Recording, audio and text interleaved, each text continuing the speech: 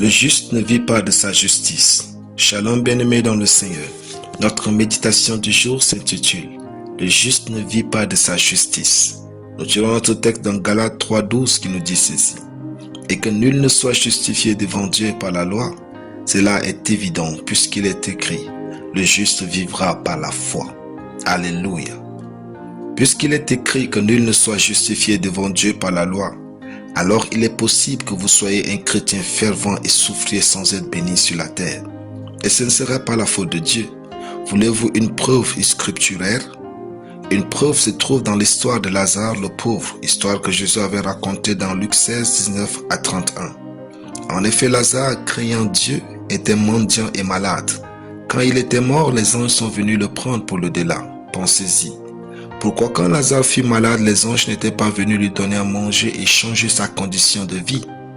Parce que Lazare n'avait nulle part manifesté sa foi dans l'histoire. Il était comme décidé à finir sa vie dans la mendicité.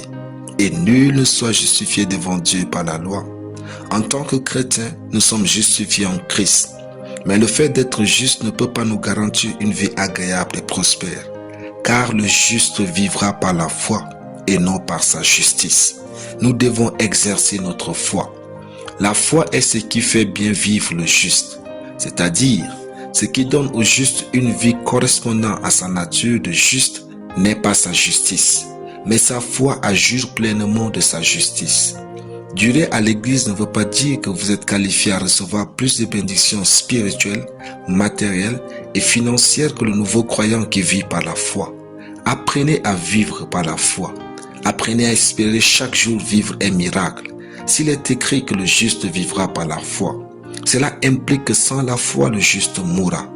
Ayez donc toujours l'espérance d'une vie prospère et saturée de bénédictions. Marchez comme quelqu'un à qui Dieu a disposé des bénédictions pour lui partout. Ce n'est pas un souhait, mais un fait. Il est écrit, béni soit Dieu le Père de notre Seigneur Jésus, qui nous a bénis de toutes sortes de bénédictions spirituelles dans les lieux célestes en Christ.